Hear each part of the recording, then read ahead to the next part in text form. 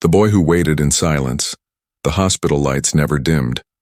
They hummed softly, buzzing above the long hallway where linoleum floors reflected every step, every rolling bed, every hurried nurse. At the end of that hallway, just past the pediatric wing, there was a supply closet. Next to it was a narrow bench, worn down by time, the leather cracked and sagging, and on that bench, a little boy slept. No one knew his name at first. The nurses called him the boy in red because of the old hoodie he wore, 2 sizes too big, sleeves covering his hands, hood pulled tight even while he slept. His skin was dark, his shoes torn, and when asked where his parents were, he said nothing. Not because he was being rude, but because he was tired of explaining, tired of not being heard. He had arrived at the hospital 3 nights ago, alone, barefoot, no ID, no emergency contact, just a hospital bracelet with the name Dorian, handwritten by a nurse who guessed his name from a whispered word he'd mumbled before fainting. The doctors ran tests. His body was cold, his blood sugar low, but he didn't speak. He didn't cry. He just stared at the ceiling with eyes that looked far older than his 8 years. They kept him overnight, then 2 nights, then 3. No one came, and no one claimed him. On the 4th night, something unusual happened.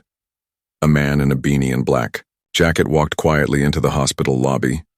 He kept his head low, trying not to draw attention. He wasn't there for treatment. He wasn't sick or injured. He was there for someone else. That man was Keanu Reeves. No one knew he was in town. He had arrived quietly, without a team or a driver, just a single backpack and a tired expression. He had visited this hospital once, before, years ago, when he had funded a wing anonymously after losing a loved one. The building had changed since then, but something had drawn him back. Maybe it was the quiet. Maybe it was grief, or maybe it was fate. He was walking past the pediatric wing when he saw him, the boy in red, curled up on the bench like he belonged there. Keanu slowed down, something tugging at his chest. "Excuse me," he said softly to a nurse nearby. "That boy, why is he sleeping out here?" The nurse sighed. "He has no family, or at least none we can find. Social services has been notified, but no one's picked him up yet. He won't talk to anyone." Keanu looked again. The boy was so still, as if trying to disappear into the shadows. Has he eaten? Barely. He keeps saying he's not hungry, but he does take the crackers we leave him. Keanu nodded slowly. Then, without another word, he walked over and sat beside him. Dorian didn't flinch, didn't run, didn't even turn his head. But Keanu didn't mind. He didn't try to speak. He just sat. For a long time. After nearly 20 minutes of silence, Dorian finally spoke. His voice was small, like someone learning to use it for the first time. "You don't smell like a doctor," Keanu smiled softly. "That's because I'm not one. You don't smell like a cop either. Not that either. Then why are you sitting here?" Keanu thought for a moment. Then he said, "Because it looks like you've been sitting alone for too long." Dorian looked up for the first time. Really looked. His eyes were deep brown, filled with questions he was too scared to ask. "I'm not supposed to talk to strangers," Dorian said. "That's smart," Keanu replied. "Then maybe we can just sit here and be strangers together." It was the beginning of something neither of them could explain. Keanu returned the next day, and the next. He brought snacks, bananas, juice boxes, peanut butter sandwiches. He brought a soft blanket. Not expensive, not fancy, but warm and yellow, like sunlight. And slowly, Dorian began to speak. He didn't tell everything. Not at once. But piece by piece, his world came out in broken whispers. His mother had been sick, very sick. His father left when he was 5. An aunt had taken them in for a while, but she had 5 other kids, and her anger came faster than her kindness. After his mom passed, Dorian stayed quiet, thinking maybe if he didn't speak, he wouldn't be noticed. But he was noticed, in the worst ways. And one night, when the yelling became too loud and the hands too rough, he ran. He wandered the streets for a day, then another, until the cold pushed him through the automatic doors of the hospital. He didn't know why he chose it, he just knew it felt less dangerous than the outside. Keanu listened to every word, not like most adults who interrupt or try to fix things too quickly. He just listened, sometimes with his eyes closed, sometimes with his hand resting gently on Dorian's back like a silent promise. On the fifth night, a hospital worker recognized Keanu. They asked for a photo. He declined politely. But the rumor spread quickly. By morning, people knew. Keanu Reeves is here, sitting with a homeless boy. Phones came out, questions flooded in. But Keanu ignored them all. He stayed beside Dorian, and when asked why, he simply said, "Because no one else did." Social services finally arrived that afternoon. A woman in a blazer and stiff shoes came to collect Dorian. She held a clipboard and spoke with official words: temporary custody, group housing, evaluation. Keanu's jaw tightened. Dorian looked up at him with wide eyes. "Do I have to go?" he whispered. The social worker sighed. "This is procedure, Mr. Reeves. He'll be taken care of." But Keanu saw something in Dorian's face. Not fear, resignation, as if he had already learned not to expect anything better. Keanu stood. He turned to the worker. "Can I apply for temporary guardianship?" The room went quiet. Even the nurse at the desk looked up. The worker blinked. "Sir, I'm not sure you understand what that involves." "I do," he said calmly. "I've already spoken to my lawyer. I have the paperwork." She stared at him, stunned. "Why?" she asked. "Because he's not just a case number. He's a child." Dorian didn't smile. Not yet. But something in his posture changed. He sat, taller, like maybe the world hadn't forgotten him after all. And for the first time in days, he reached out and held Keanu's hand. From hospital bench to home, the apartment was quiet, tucked away on the third floor of a modest building surrounded by trees and soft city sounds. Keanu opened the door slowly, letting Dorian walk in first. The boy didn't move at first. His small feet stayed frozen just inside the doorway. He scanned the room like someone who had been punished just for breathing too loudly. It wasn't a mansion. No gold ceilings, no grand piano, just a cozy living room with a brown couch, a low table, bookshelves filled with stories, and a window that let the sunlight pour in. Dorian clutched the yellow blanket tighter around his shoulders. Keanu knelt down beside him. "You're safe here, Dorian. This is your space now." "For how long?" Dorian asked quietly. Keanu smiled. "As long as you want it to be." That first night, Dorian didn't speak much.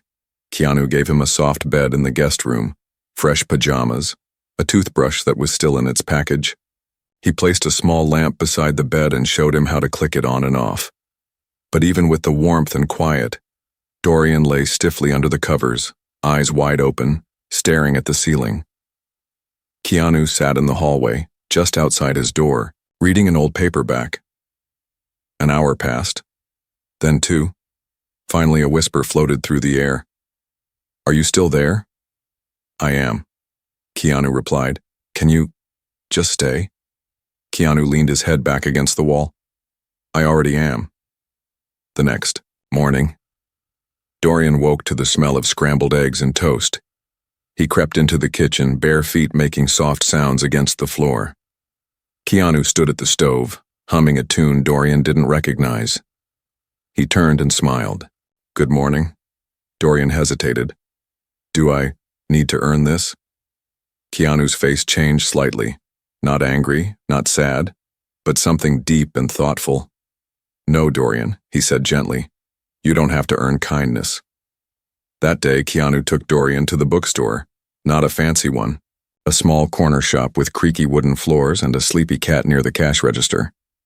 "You can pick out 2 books," Keanu said. "Anything you want." Dorian looked unsure at first, like it was a trick. But when he realized Keanu meant it, he walked slowly along the shelves. He chose The Little Prince and a picture book about space. Keanu raised an eyebrow. "Space explorer, huh?" Dorian nodded. I like places where people can float. Same, Keanu whispered. As days passed, Dorian started to soften. Not all at once. Some nights he still flinched when doors closed too loudly. Sometimes he stopped speaking mid-sentence, like he expected to be shut down. But little things changed. He started humming in the hallway. He learned how to cook pancakes with Keanu. He asked questions about the stars, about movies, about why the moon always followed him home. One afternoon, Keanu picked him up from school. Dorian was quiet, holding a crumpled paper in his hand. How was your day? Keanu asked. Dorian didn't answer right away. He handed over the paper. It was a drawing. A boy sitting beside a man with long hair and a soft smile, under a tree with stars above them. Keanu blinked. Is this us? Dorian nodded. My teacher said to draw someone who makes me feel safe. Keanu gently folded the paper and tucked it into his coat pocket. He didn't say anything. But later that night, he framed it and hung it on the wall, above his desk. Things were good. Until the letter came. One Thursday morning, Keanu opened his mail and found an official envelope from Child Protective Services. He read it slowly, carefully. Dorian's aunt, the same woman who had been listed on the emergency forms months ago, had filed a petition. She wanted custody. Keanu's hands tightened on the page. He knew her name. The Foundation's background check had confirmed what Dorian told him. Neglect, abuse complaints, overburdened home. The case had been dismissed due to lack of evidence, but now she was resurfacing. She wanted him back, not out of love, but because now there was media attention, and attached to that, money. Keanu sat at the kitchen table that night, trying to think clearly. Dorian walked in with a puzzle box under his arm. Want to build with me? He asked. Keanu looked at him, really looked, his small face, his cautious hope. He didn't tell him about the letter. Not yet. Sure, Keanu said. Let's build. The legal process began quietly. Keanu hired the best family attorney he could find. She believed in the case immediately. You've built a safe, healthy home. He trusts you. The court will see that. But Keanu wasn't focused on courtrooms. He was focused on Dorian. One night as they watched a movie together, Dorian asked, Do people stay? Keanu turned. What do you mean? When someone says they're going to be there forever, do they stay? Keanu didn't answer right away. He placed a hand over Dorian's and said, Some people don't. But I will. Even if someone tries to take me? Even then. When the court date arrived, Keanu told Dorian the truth. The boy sat quietly for a long time. Then he said, Do I get to say anything? Keanu looked at him. Yes, you do. In the courtroom, the judge looked over the documents. Dorian's aunt sat stiffly in a pressed suit, arms folded. Keanu sat beside his lawyer, calm but alert. Then they called Dorian. He stood up slowly, his red hoodie now clean, his posture straighter than ever before. Do you want to go live with your aunt? The judge asked. Dorian shook his head. Do you want to stay with Mr. Reeves? Dorian looked over at Keanu, then turned back to the judge. He listens, Dorian said. He doesn't hurt me. He tells me I'm safe. Do you feel safe? Yes, Dorian whispered. And I don't feel invisible anymore. The courtroom went still. Even the aunt looked away. The judge cleared his throat, voice softening. Thank you, Dorian. You were very brave. When they stepped outside, Dorian gripped Keanu's hand tightly. What happens now? He asked. Keanu knelt down so they were eye to eye. Now, he said, smiling, we keep going. And for the first time since that hospital bench, Dorian smiled back. Whispers in the hallway and a voice on stage. Dorian's life changed slowly. Like winter becoming spring, not with fireworks or cameras or big announcements, but with small, quiet things.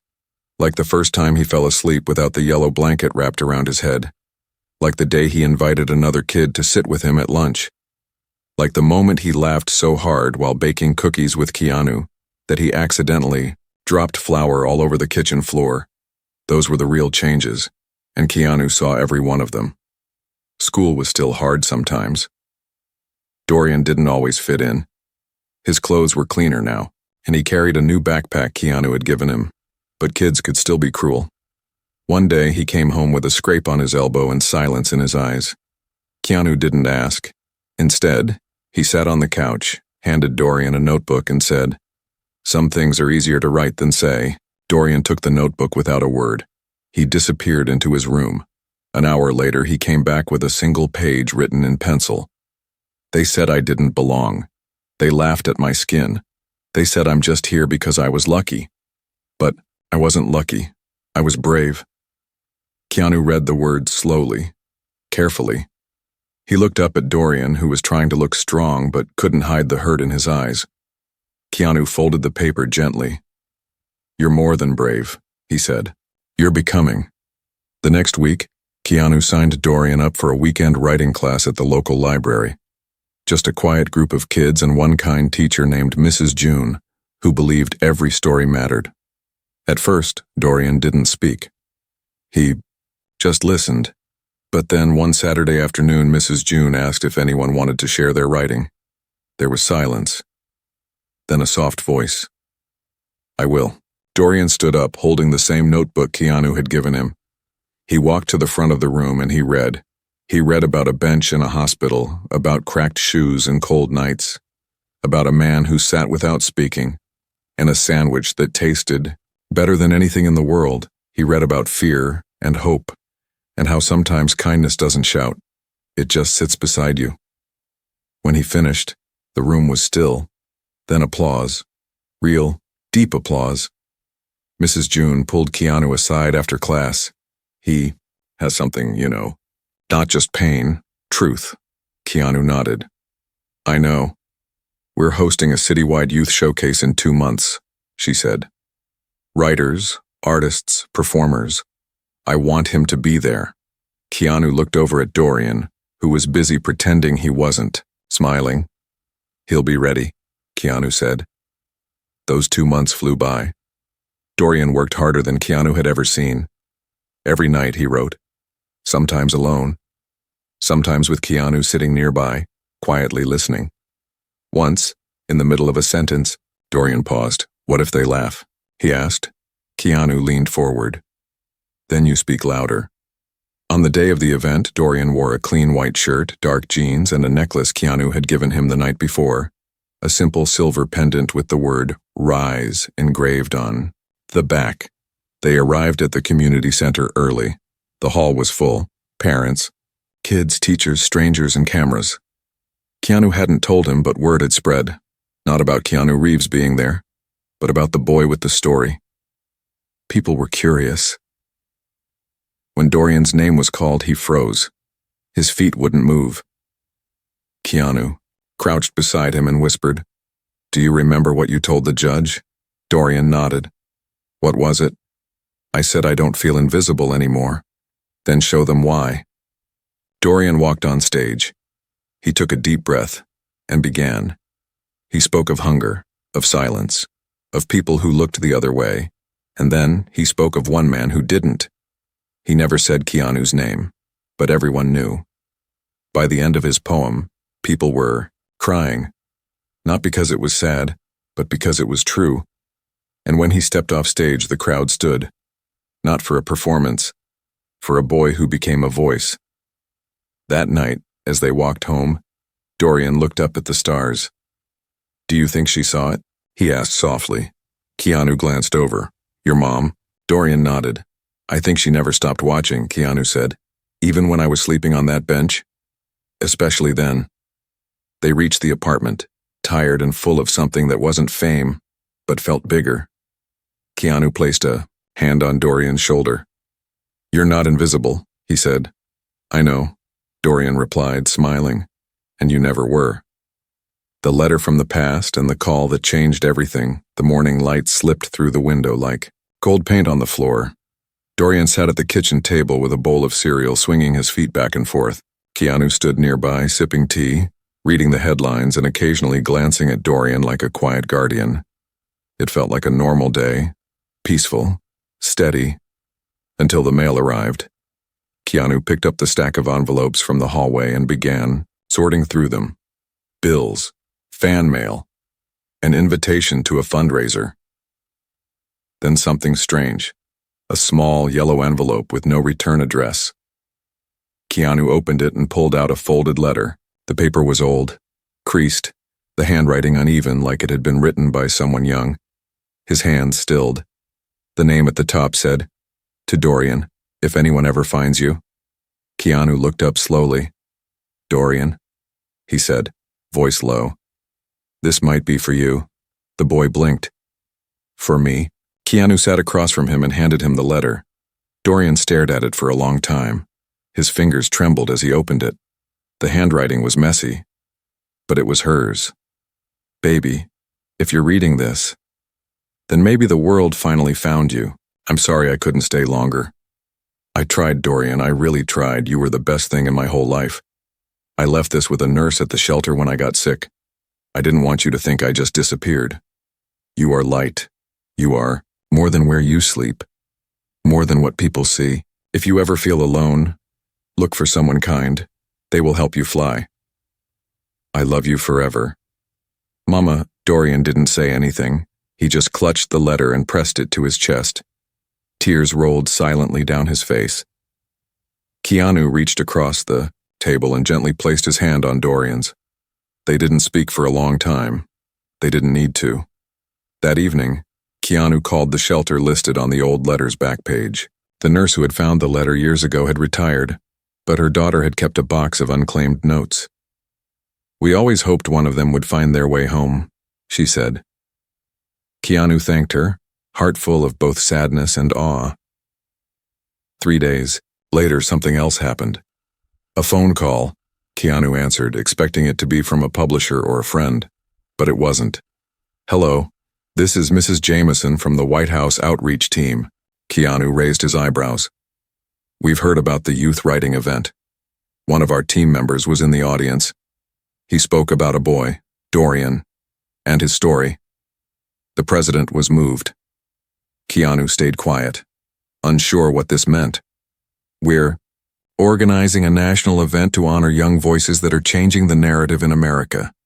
We'd like Dorian to speak. And if he's willing, we'd like to recognize his guardian as well." Keanu blinked. "This isn't, a joke?" "Not at all," the voice said kindly. "The world needs stories like his." Keanu sat with Dorian that night. He told him everything. Dorian's eyes widened. "The president?" "Yep. He wants me?" "Yes," Keanu said gently. "But only if you want to. It's your voice, your choice." Dorian was quiet for a long time, then he whispered, "Mama said I should fly." Washington, D.C. was colder than they expected. Dorian wore a suit for the first time. He kept tugging at the sleeves, unsure how to feel. Keanu leaned down and fixed his tie. "Nervous?" he asked.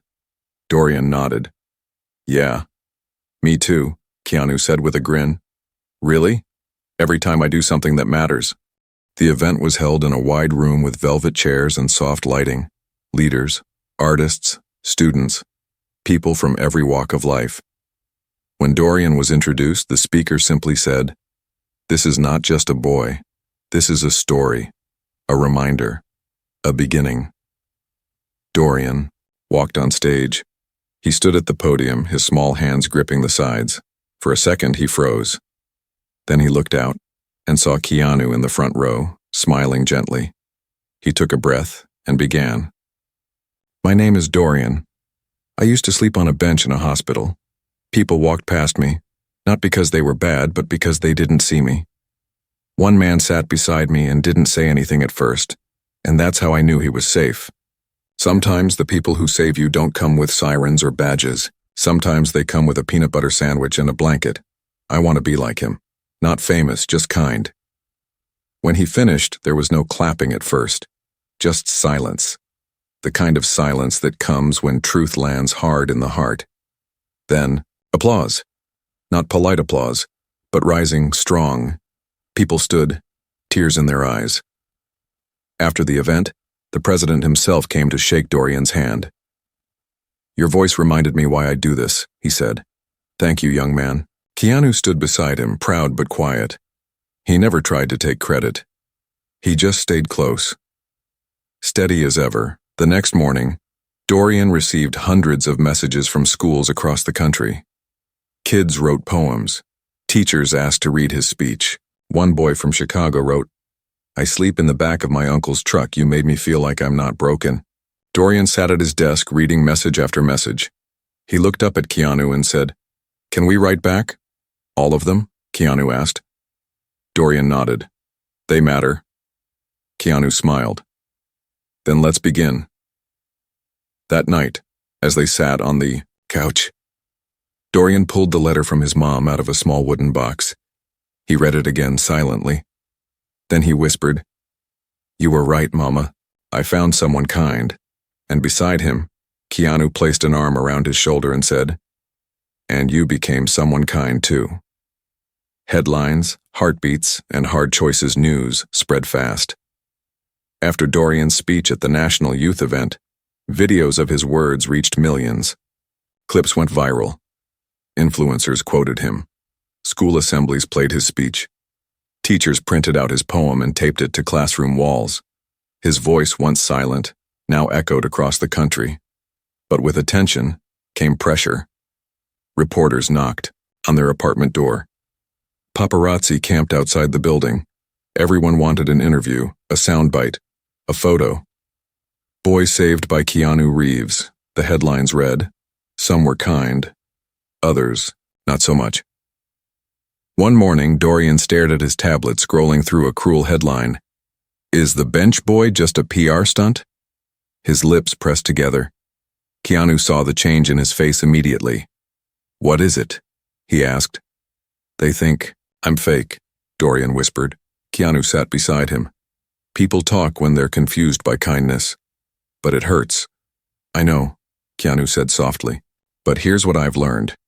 You don't have to answer every voice, just live in a way that answers the truth." To give Dorian space, Keanu arranged a short trip to a quiet cabin in the mountains. No cameras, no city noise. Just trees, firewood, and sky. The second night, they built a fire outside. Dorian sat close to the flames, wrapped in his yellow blanket. "I miss her," he said suddenly. Keanu didn't need to ask who. "I never really got to say goodbye." Keanu nodded slowly. "Maybe. You still can." Dorian turned. "How?" "By writing her a letter." Dorian spent that night by the cabin window, notebook in hand. When the morning came, he placed the letter in a glass jar, hiked with Keanu to the top of a nearby hill, and buried it beneath a tree. He stood for a long time, eyes closed. Keanu stayed quiet behind him. "I didn't say goodbye," Dorian finally whispered. "I said thank you." They returned to the city with quieter hearts. But the world hadn't quieted. Offers had started pouring in. A book deal, a movie proposal. A TV host wanted to fly Dorian out for a live interview in front of millions. Keanu sat with Dorian and went through the letters. "Do any of these feel right to you?" he asked. Dorian hesitated. "Maybe the book." "Why that one?" "Because then people can read the truth, not just see it for 5 seconds and forget." Keanu smiled. "Good choice." The book became a passion project titled Not Invisible. It was a collection of Dorian's poems, drawings, and journal entries from the hospital bench to the White House. He worked on it every day after school, with Keanu helping with edits and layout.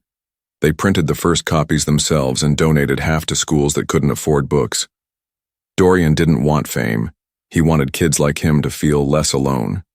But then, one cold evening, something unexpected happened. A woman showed up at the foundation where Dorian now volunteered on weekends. She was tall, older, wrapped in a long red coat. She waited patiently while Dorian helped 2 younger kids write stories. When she finally approached him, her eyes looked familiar. "Your mama," she said softly. "Was my sister." Dorian froze. Keanu, standing nearby, stepped forward protectively. The woman held up a photo. It was of Dorian as a baby, in his mother's arms. "My name's Lenora. I left the city years ago. I didn't know what happened. Not until I saw you, on the news. Keanu studied her carefully. Why now? He asked. Because I saw that boy on stage, and I saw her eyes in his. Dorian didn't know what to feel. He didn't remember this woman, but her voice had a softness to it, not like his aunt's, not sharp or cruel, gentle. Still, confusion swirled inside him. That night, he asked Keanu, "What if she's lying?" Keanu said, "We find out slowly, and together." Lenora didn't ask to take him. She didn't beg or push. She simply said, "I just want to know you if you'll let me." Over the next few weeks, she joined them for dinners, brought photos, told stories of Dorian's mother from when they were girls. She cried once, holding a picture of a birthday cake they had made with too much sugar and not enough flour. "She loved you," Lenora whispered. "I know," Dorian said. One Sunday afternoon, Dorian sat with Keanu on the apartment balcony. "Do you think she really wants to know me?" he asked. Keanu nodded. "I do." "Then, I want to know her too, but I don't want to leave you." Keanu looked out at the sky. "You don't have to leave, Dorian. Families can grow. They don't have to be one or the other. So I can have both?" "Yes," Keanu said. "You deserve both." Lenora never tried to replace Keanu. She told reporters to stay away. She hugged Dorian carefully, always asking first. And in time, he hugged her back. That spring, Dorian's book launched publicly. Keanu stood beside him at the small library where it all began. Dorian gave a speech. Short, simple, but true. "This book isn't about me. It's about anyone who ever felt small. It's about finding someone who listens, and then becoming that person for someone else. It's about the bench, and what happens when someone finally sits beside you." After the crowd left, Keanu placed a hand on Dorian's shoulder. "You changed lives tonight." Dorian looked up. "So did you." They stood there, in the golden light, two souls tied by kindness. And somewhere inside both of them, they knew. The world had changed because someone chose to stay. When the world finally listened, the sun was setting behind the city skyline. Inside a quiet recording studio, Dorian stood in front of a microphone, headphones resting softly on his head. His book, not invisible, had reached readers in over a dozen countries. Schools were using it in writing classes. Libraries created sections labeled Voices of Courage, and his name was listed among them. But today was different. Today, he was recording the audiobook in his own voice. Keanu watched through, the glass arms folded, quiet and steady. He had heard these words before, read them beside Dorian's bed in the car during quiet evenings on the balcony. But hearing Dorian speak them now, with the calm of someone who had walked through fire and still chose gentleness, that was something else. Dorian finished the final line of the book. "I am not broken. I was never invisible. I just needed someone to see." When he stepped out of the booth, Keanu hugged him. A real hug. Not careful, not small, but full. "You did it," Keanu said. "We did," Dorian whispered. Life didn't go back to normal after that. Because Dorian's life wasn't normal anymore, it was extraordinary. Not because he was famous, but because he had built something bigger than himself. He started a foundation with Keanu's help, the Red Bench Project. Its mission was simple: give children in crisis a voice, a safe place, and someone who sits beside them, just like Keanu once did. They launched small writing centers in hospitals, put soft benches in school, hallways labeled "Sit here if you need a friend," trained teens to listen, not fix, to hold space, not judge. On the first day of the program, Dorian visited one of the new benches placed in a hospital lobby. A little girl sat there, knees pulled to her chest. Dorian walked over and sat beside her. He didn't speak. He just sat. After a few minutes, the girl whispered, "Are you here to take me away?" Dorian shook his head. "No," he said. "I'm just here to stay." And she smiled, because she believed him. Years passed. Dorian grew taller, stronger.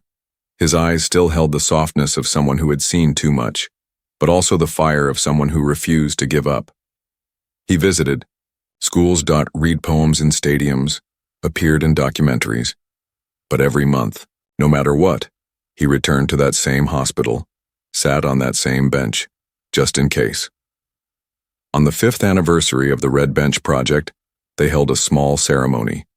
Teachers, children, doctors, and even people from other countries came to share how a boy's quiet story helped them speak for the first time. Keanu stood on stage and spoke for the first time about his side of the story. "I didn't rescue Dorian," he said. "I just sat down. He did the rest. He taught me that sometimes to change the world you don't have to shout. You just have to stay."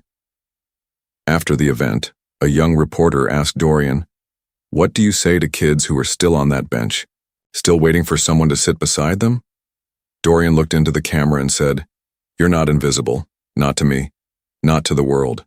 We see you, and we're coming." Keanu and Dorian walked home together that night under the stars. "Do you ever miss the quiet days?" Dorian asked. "Sometimes," Keanu smiled. "But you've filled the world with something louder than noise." "What's that?" "Hope." As they reached their building, Keanu paused. "You know," he said, "the first night I sat beside you, I had no idea what to say." Dorian nodded. "You didn't have to say anything. And look how far we've come." Dorian opened the door, laughing. "We?" Keanu chuckled. "You and your backup crew." In his room, Dorian hung a new drawing on his wall. It showed a boy on a bench, a man beside him. Above them, stars shaped like hearts, and below it, 4 words, "Be the one who stays." He turned out the light, but the room wasn't dark, not anymore, because he had become the light. And somewhere in the world, another child sat quietly, not knowing that tomorrow, someone kind would sit beside them too.